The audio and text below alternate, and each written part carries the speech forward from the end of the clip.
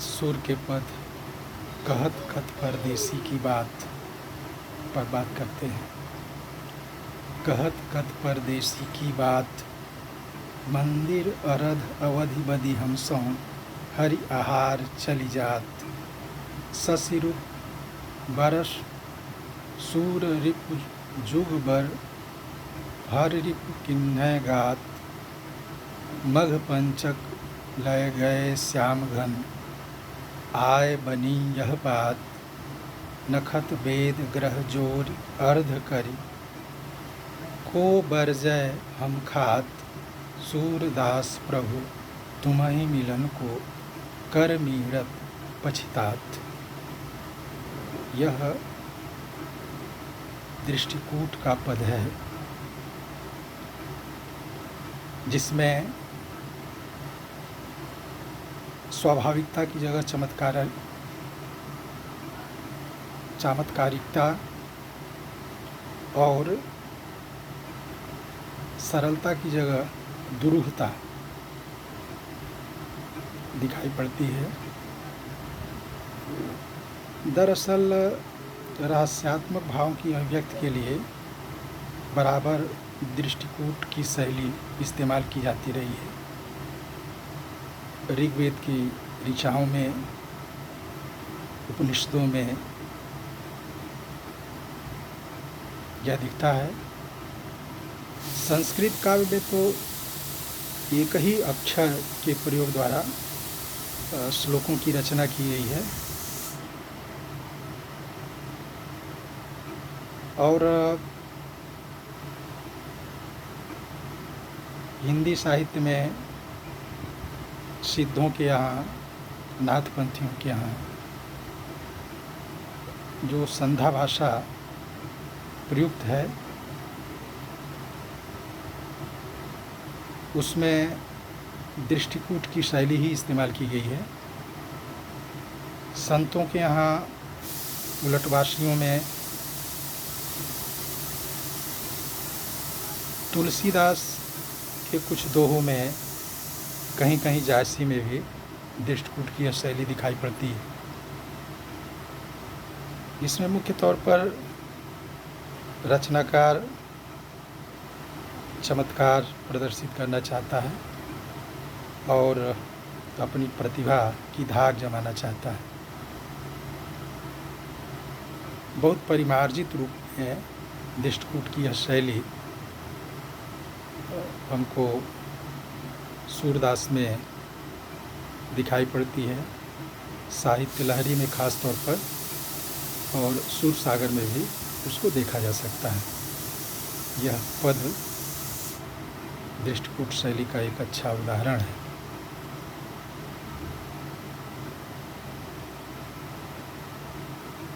गोपियाँ उद्धव से कृष्ण की शिकायत करती हैं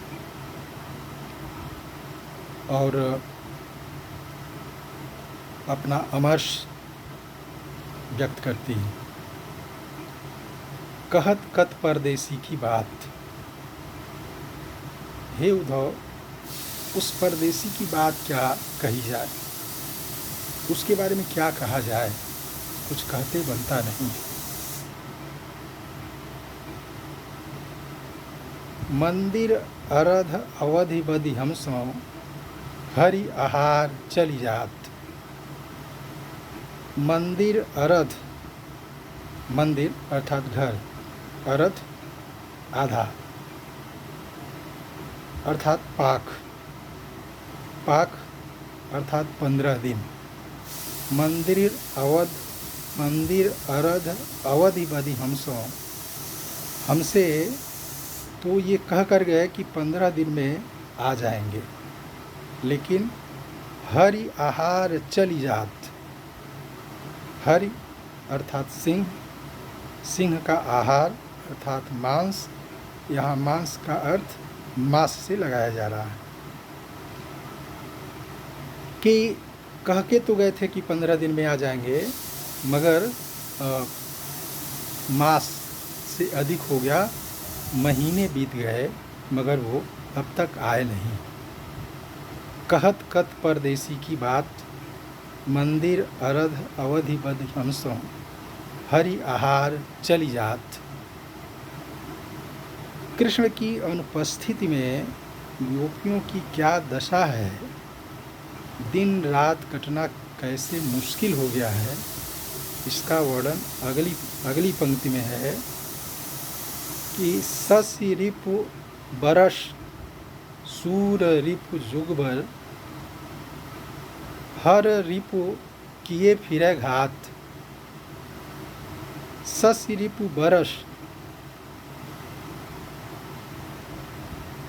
शशि रिपु चंद्रमा के शत्रु अर्थात दिन, बरस शशि रिपु बरस मैंने दिन वर्षों में बदल गया है। सूर रिपु युग बर, और सूर रिप, सूर अर्थात सूर्य, सूर्य के शत्रु अर्थात रात, युग बर मैंने रात युगों जैसी लग रही है, दिन वर्षों जैसे लग रहे हैं और रात युगों जैसी प्रतीत हो रही है। और उसमें भी ज़्यादा संकट की स्थिति यह है कि हर रिपु किए फिरे घात, हर अर्थात भगवान शंकर के रिप शत्रु अर्थात कामदेव, यहाँ वो पूरा पौराणिक संदर्भ ध्यान में रखिए जहाँ तारकासुर के वध के लिए देवताओं की प्रेरणा से कामदेव ने भगवान शंकर की साधना को भंग किया था, उनका ध्यान भंग किया था और उन्होंने तीसरा नेत्र खोला था जिससे वो भस्म हो गया था। वह कामदेव घात लगाए बैठे हैं, अर्थात वो अवसर की तलाश में है। शशि रिपु बरस सूर रिपु युग बर, हर रिपु किए फिरे घात। मघ पंचक लय गए श्याम घन, आय बनी यह बात। मघ पंचक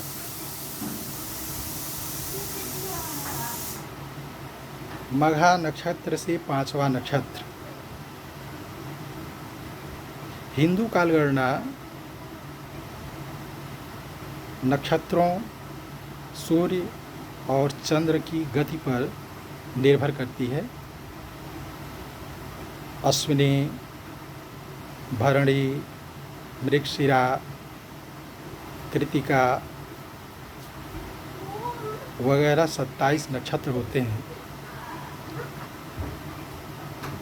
हर नक्षत्र का कोई देवता होता है और कोई स्वामी होता है, स्वामी ग्रह होते हैं।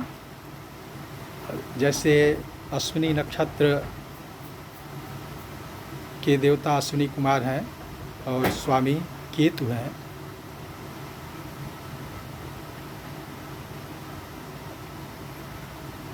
गोपियाँ कहती हैं कि मघ पंचक लय गए श्याम घन।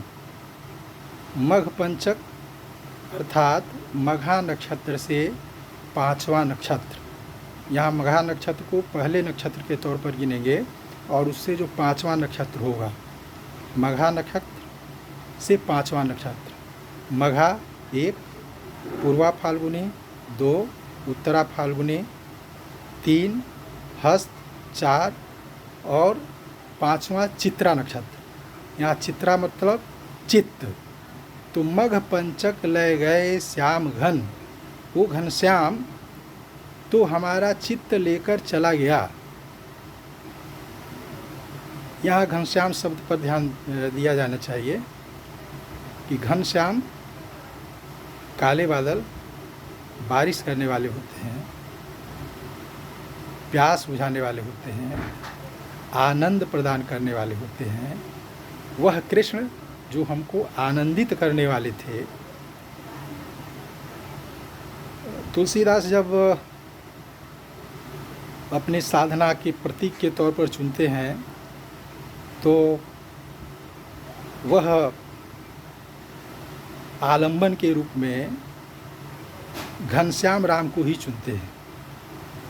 एक भरोसो एक बल एक आस विश्वास, एक राम घनश्याम हित चातक तुलसीदास।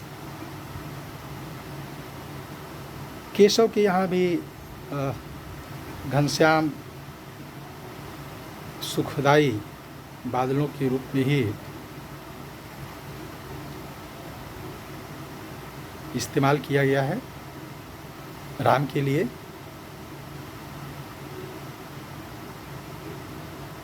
सातों दीपन के अवनीपत हारि रहे जी में जब जाने, 20 विषे व्रत भंग भयो सुकहो अब केशव को धन ताने। शोक की आग लगी परिपूरन आई गए घनश्याम बिहाने, जानक के जनकादिक के सब फूल उठे तरुपुण्य पुराने। जो घनश्याम गोपियों को सुख देने वाले थे वो तो इनका चित्त ले गए। मघ पंचक ले गए श्याम घन, आए बनी यह बात। और ले गए तो केवल मामला वहीं समाप्त नहीं हो गया, स्थिति यहाँ तक आ गई कि अब उन्होंने हमको योग का उपदेश थमा दिया है।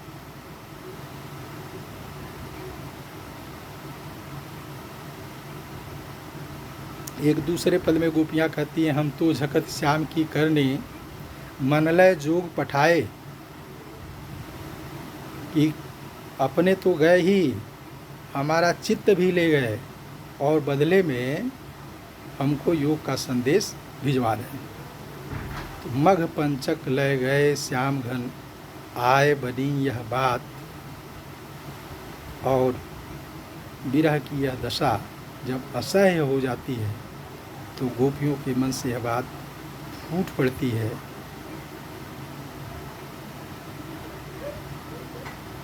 नखत वेद ग्रह जोरी अर्ध करी, को बरजय हम खात। नखत नक्षत्र, वेद ग्रह जोरी कर, को बरजय हम खात।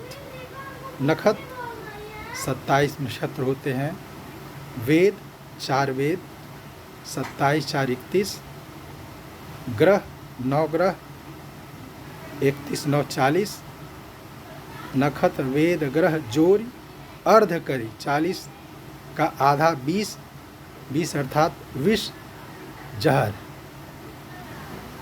नखत वेद ग्रह जोरी अर्ध करी, को बरजय हम खाद। अगर हम विष भी खा लें तो हमको रोकने वाला कोई नहीं है। जब हम ऐसा कुछ करते, कृष्ण की उपस्थिति में करते, तो कृष्ण की उपस्थिति में तो इसकी नौबत ही ना आती। लेकिन कृष्ण हमारे रक्षक थे, वो रोक सकते थे, मगर कोई हमको रोकने वाला भी नहीं है। ग्रह नखत वेद ग्रह जोर अर्ध करी, को बरजय हम खात। सूरदास प्रभु तुम ही मिलन को, कर मीड़ति पछतात। सूरदास जी कहते हैं कि हे प्रभु, गोपियाँ आपसे मिलने के लिए हाथ मल मल के पछता रही हैं। ऊपर एक जगह घात लगाने शब्द का मुहावरे का इस्तेमाल हुआ है और नीचे कर मीड़त हाथ मलने का, उसके बाद उन्होंने पछतात शब्द भी जोड़ दिया है। इससे एक तरह का रूप चित्र भी बनता है, घात लगाने से भी और ये कर मीड़त से भी। तो यह पूरा जो पद है, सूर की प्रतिभा का प्रदर्शन तो इसमें है ही। गोपियों की दीन दशा, उनकी दारुण स्थिति, विरह की असह्यता और उनका अमर्ष कृष्ण के प्रति गहरे प्रेम से युक्त शिकायत दर्ज है। धन्यवाद।